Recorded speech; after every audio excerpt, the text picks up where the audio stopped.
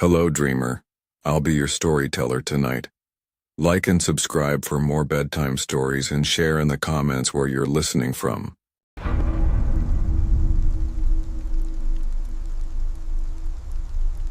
It was past midnight. I'd been driving for hours through Texas back roads. I was exhausted and almost out of gas. When I saw the glow of a station in the distance, I felt relieved. It looked like a blessing. A single island of light in an ocean of dark. I pulled in. No other cars, no attendant. Just silence. As I started pumping, I noticed something strange. The car at the next pump, rust-eaten, paint peeling like dead skin. Its engine was running, but no one got out. I leaned closer. The windows were fogged. Inside, a man slumped over the wheel. I tapped on the glass. Nothing. I tried again. Still nothing. Something was wrong. I pulled the door open, and the smell hit me. Rot. Decay. Sweet and foul. The driver was dead. His skin sunken. His lips cracked. Flies crawling across his neck. He'd been gone for days. But the engine still ran. My stomach twisted. I stumbled back. That's when I felt it. Eyes on me. I turned toward the cashier's booth and froze. There was someone inside, an attendant, just standing there, watching, smiling, his teeth too white, his grin too wide.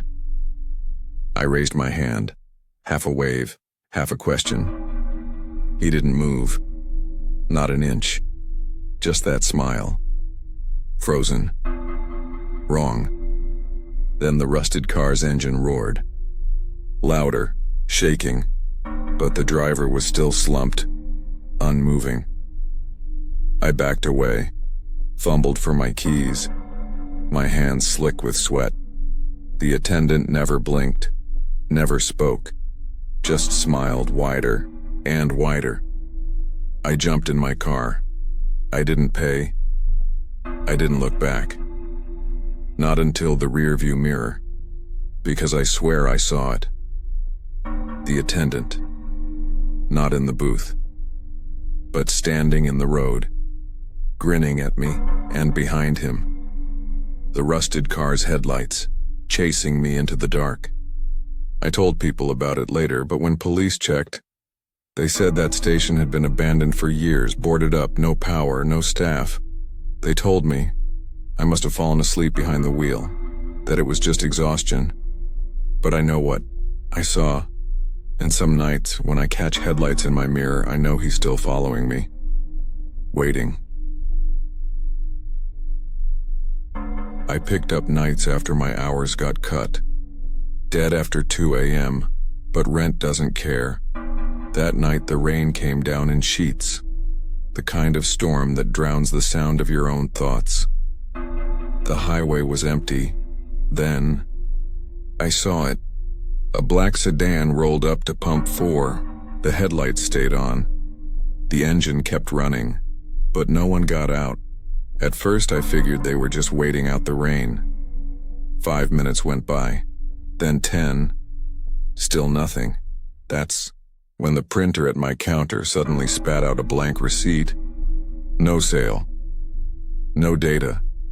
Just a strip of wet paper curling onto the floor. I frowned, tossed it. Then another. Blank. The lights above pump 4 flickered. The sedan's wipers swiped once. But I could see. Nobody was inside. Finally, the driver's door opened. A man stepped out. Tall. Thin. Wearing a suit way too nice for a gas station at 3 a.m. But he wasn't wearing shoes. Just bare feet slapping against the wet pavement. He walked inside, didn't glance at the shelves, didn't look around, just came straight up to the counter. Water dripping off his suit onto the tiles. His voice was low, almost drowned out by the rain, hammering the glass. "Do you lock the doors after midnight?" The way he said it froze me. I gave this nervous little laugh. "Sometimes." He leaned closer. I could smell him, like wet dirt, and he whispered, "Lock them. Now." Then softer, almost lost in the storm, "He's almost here." Something in my chest clenched. My hand moved on its own, reaching for the latch. That's when I caught the reflection in the glass.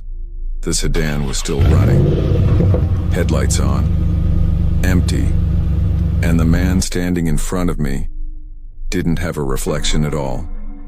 I stumbled back, knocked over a rack of gum and candy, looked up. The counter was empty. The store was silent except for the storm, but something was there, sitting exactly where he'd stood. A set of old car keys, soaking wet, and a receipt, freshly printed. The date and time, 3:03 a.m. The name at the bottom was mine. I didn't even breathe. That's when the sedan's engine roared so loud it rattled the windows. Headlights flared white, blinding, and through the glare, I saw him, pressed against the glass, smiling. His mouth stretched too wide. I bolted, grabbed my jacket, shoved through the storm. My own car barely started, but I tore out of the lot, heart pounding, rain blurring everything, but in the mirror, the sedan's headlights, right behind me. No matter how fast I drove, they never shrank. When daylight came, I called dispatch, told them what happened. They checked the logs, Pump 4's credit reader, shut off last. The printer doesn't even print customer names, but I still had the receipt, and my name was there. I switched to daytime shifts after that, but it didn't help, because sometimes, late at night, when I'm driving home, those same headlights appear in the rear view, following me, waiting for 3:03 a.m. I should never have taken the night shift, but when you're broke, choices stop feeling like choices. The gas station sat at the edge of a forgotten highway. No streetlights, no houses, just miles of asphalt swallowed by the dark. My booth was small, fluorescent light buzzing overhead, a clock ticking too loudly on the wall. The manager gave me one rule: don't fall asleep. He didn't smile when he said it, didn't laugh, just stared too long and left. That was when I realized nights here don't pass like they should. They stretch, they bend, and sometimes they stop. At 3:15 a.m., the phone rang. I jumped, grabbed the receiver. "Hello?" Nothing, just static. I hung up, glanced at the clock. 3:15 a.m. The second hand ticked. Tick, tick, tick. But the time never changed. Then, the door chimed. A man walked in, heavy coat, cap low over his face. He didn't look at me, didn't speak. He grabbed a soda, placed it on the counter, slid a crumpled bill across. I rang him up. He left without a word. The door chimed, shut. Silence. I exhaled. Just a customer, nothing strange, until I saw the clock again. 3:15. Still. And then the door chimed. The same man walked in, same coat, same soda, same stare. My hands shook as I rang him up again. Same total, same change. He left the clock. Still 3:15. Then the door chimed again. The same man. Again. I whispered, "This isn't funny." But he didn't laugh. Didn't speak. The register rang itself up. Receipt printing. Change clattering, like the station itself was completing the transaction. When he left, 2 more appeared. Both identical. Both carrying sodas. Both staring. Receipts printed twice. And they left. But they didn't walk into the storm. They stopped outside, facing me, watching. 3 shadows now, waiting. The phone rang. I answered with trembling hands. Static hissed, then a whisper, my own voice. "Don't let them in again." I turned toward the bathroom. The door creaked open, light flickering inside, footsteps, wet, bare feet slapping tile, and then I stepped out. Not me, but a pale version of me. Skin stretched thin, eyes hollow. Don't let them in again. The shadows outside pressed against the glass. Dozens now, all carrying sodas, all staring, all with my face. The air reeked of gasoline, of mold, of something ancient. I screamed, "What do you want from me?" "We want you to remember." The storm froze. Raindrops hung suspended in the air, and the clock moved backward. 3:14, 3:13, 3:12. Faces pressed against the glass. Men, women, children, all pale, all silent. I recognized them. Customers, drivers, the ones who never came back. Then I saw my reflection in every window. Dozens of me, all hollow-eyed, all trapped. Doubles. Voice. Whisper with gasoline drip sound under it. The double leaned close. "You died here. You've always been here," I answered. My own voice spoke. "It's 3:15. It will always be 3:15. You never survived this shift." The figures poured into the store, through the aisles, through the walls, filling every inch of space, all of them wearing my face. I pushed through the door and found myself behind the counter again, the clock staring down at me. 3:15 a.m. The store empty, the hum of the lights steady, like nothing had happened. But I know better. This shift never ends. Every night the same customers arrive, the same sodas, the same stares, and the clock never moves, because I didn't take this job. I didn't survive here. I died here. This station isn't a station. It's a purgatory. And I am its cashier. Forever. If you ever see a gas station where the lights flicker, don't stop, because if you do, if you let me ring up your purchase, you'll never leave either. I had been driving for hours. The highway stretched into nothingness, just black road and darker trees.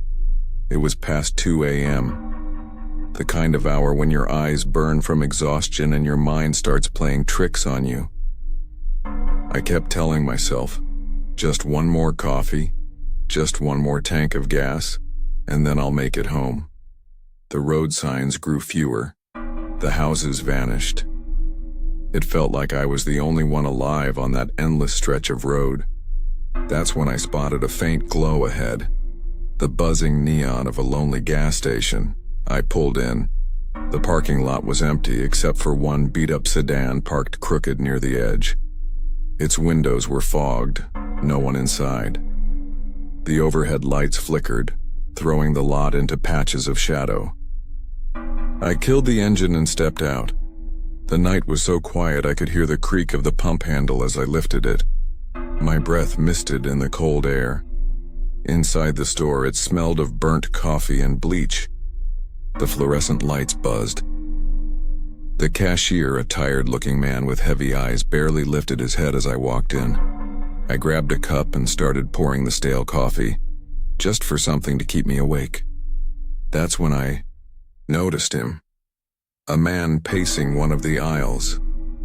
Short, wiry, with a hood pulled low. He didn't pick up anything, didn't look at the shelves. He was just wandering. His shoes squeaked softly on the tiles. I tried not to pay attention. People are weird, especially at this hour. But then he stopped and stared straight at me. I froze with the coffee pot halfway in my hand. He muttered something under his breath, too quiet to catch. Then, in a low voice, he said, "Careful, it's hot." And he smiled. I gave a tight nod and looked away, forcing myself to focus on the counter. But my skin crawled. Something was off about him. I paid for my gas and the coffee. When I stepped outside, the night felt colder. The pump clicked as it filled my tank. I glanced around. The lot was still empty. Silent. Then I heard footsteps. Slow. Measured. Coming closer. I turned. He was there. The man from inside, standing on the other side of the pump. No car, no gas can, just standing, watching me. "Are you alone?" he asked. My chest tightened. I forced a smile and lied. "No. My boyfriend's in the car."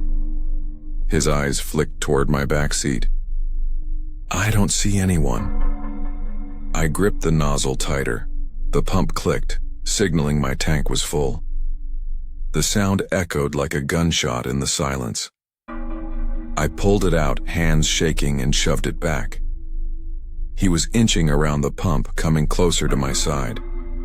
That's when I opened my door, leaned in and grabbed the pepper spray from the console. I held it low at my side, trying to act casual. His smile widened.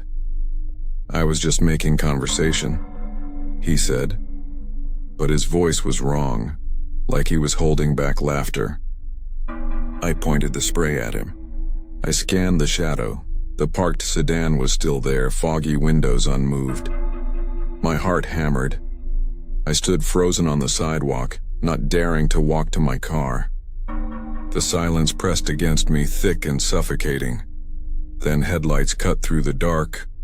A pickup truck rolled into the lot, tires crunching gravel. A tall man climbed out, beard down to his chest, broad shoulders. I hurried to him. My voice shook as I begged, "Please, can you check if someone's hiding behind my car?" He frowned but nodded, walked casually around the other side. Then he stopped. "What the hell are you doing back here?" he barked, and there he was, the hooded man, crouched low, pressed against my bumper. When the trucker shouted, the man bolted. He sprinted into the darkness beyond the lot, vanishing into the trees. I stood frozen, shaking so hard I nearly dropped the keys. The trucker just looked at me and said, "Be careful out there." I got into my car and locked every door. As I drove away, my eyes kept flicking to the back seat, expecting to see him sitting there, smiling. And the worst part? I realized something as I hit the empty highway, the sedan in the corner, the fogged windows. When I passed it on my way out, it was gone. He hadn't come on foot. He had a car. And somewhere, on that black road behind me, I couldn't shake the feeling he was following.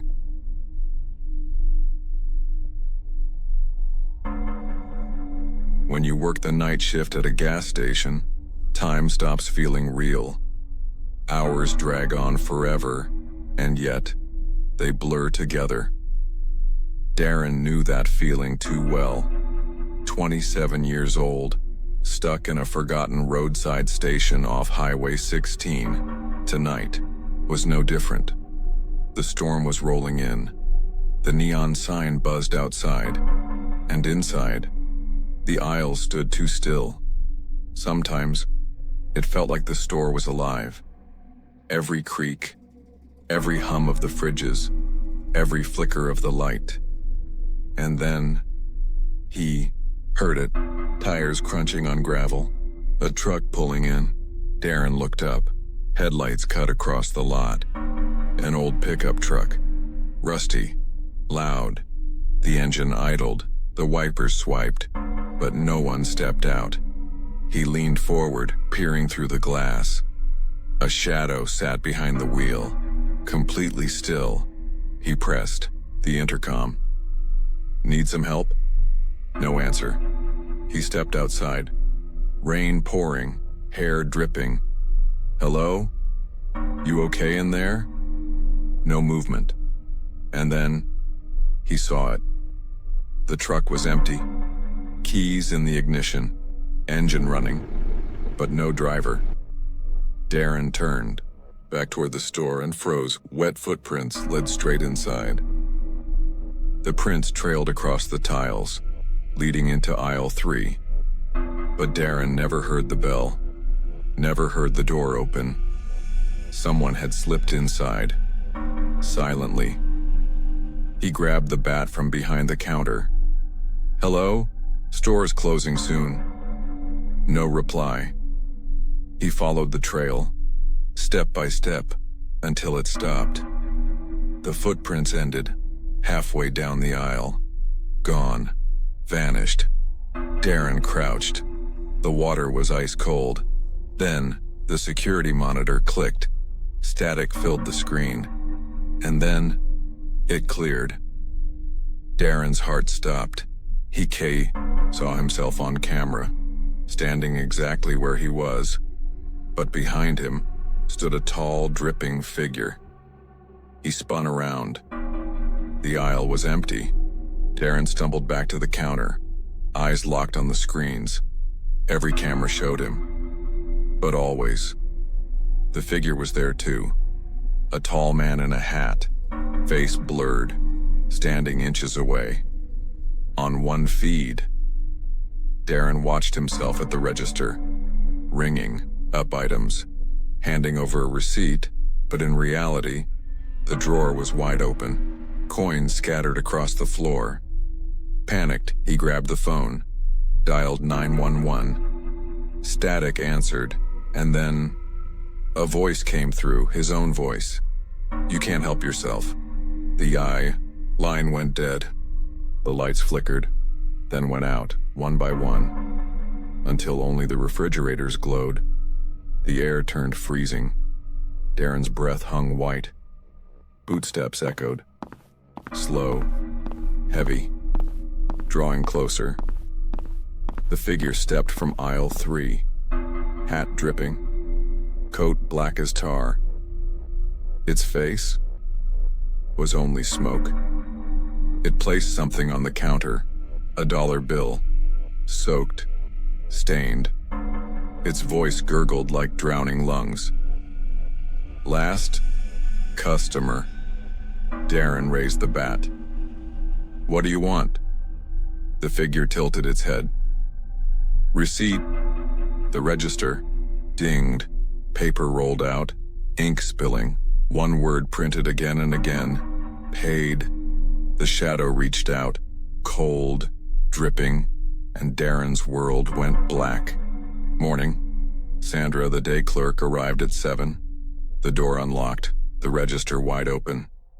Coins scattered, the floor spotless, except for one set of wet footprints, leading out and gone. The truck still sat in the lot, engine off, empty. Police ran the plates. Registered to Arthur Briggs, a man who drowned in a storm 12 years ago.